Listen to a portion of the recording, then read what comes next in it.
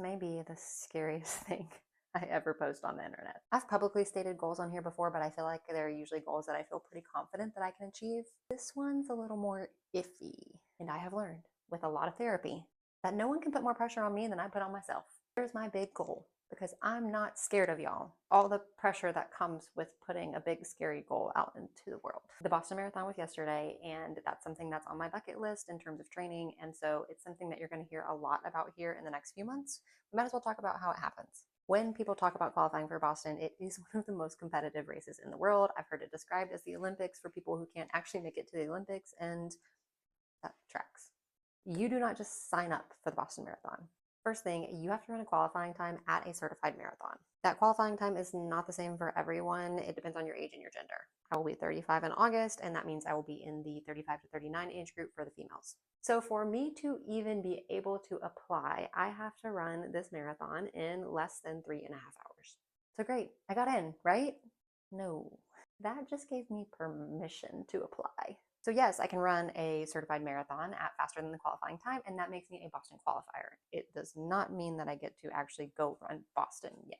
The qualifying time is just a minimum target. More people will qualify than spots that are offered in the race. They're going to rank everyone by how far under their qualifying time they ran. So not just did you qualify, by how much time did you qualify?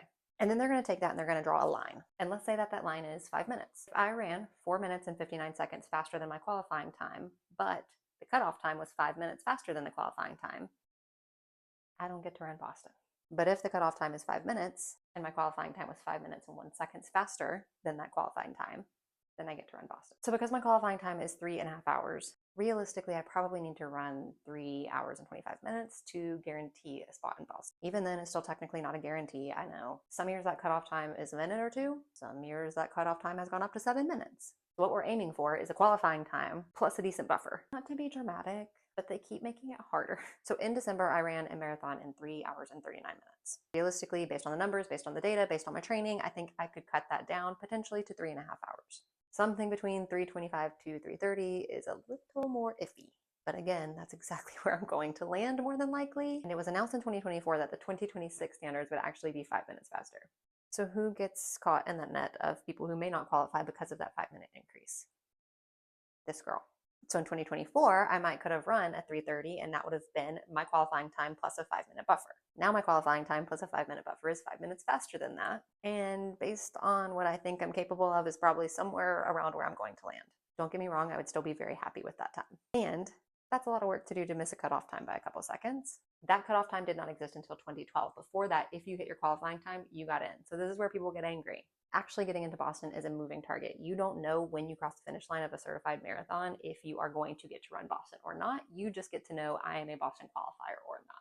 For example, in 2024, the buffer was 5 minutes and 29 seconds or faster. In 2025, the buffer was 6 minutes and 51 seconds or faster. In 2026, the buffer was 4 minutes and 34 seconds faster.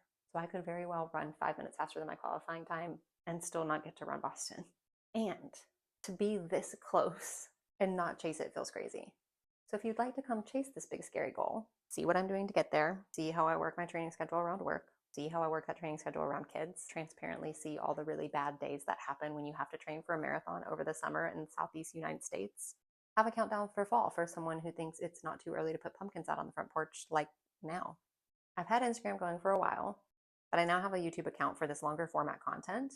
The goal is just to give you more information than I'm able to give you in a 90-second reel on Instagram, and also to go into a little bit more detail about what I'm actually doing and why.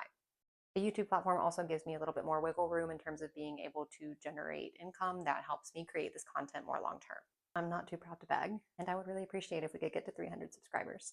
As my oldest said, I am a YouTuber now. I cannot wait for that to be on his Mother's Day report for me. Comment, like, subscribe. Yes, I'll be posting personal content about this, about how I'm training, about how it's going, about what I'm doing, what I'm working on, the progress I am or am not making, because it's very real possibility that I might not hit that goal. But I'll also use this platform to go deeper into education. So you may see things on Instagram that you're interested in that I don't really have time to go into the nuance of, but I would on here. It's also a place where I can do a better job answering questions without, again, trying to slam it into content in a format that doesn't make sense. This platform will also feed off of the newsletter. So for example, the next newsletter is talking about hormone replacement therapy.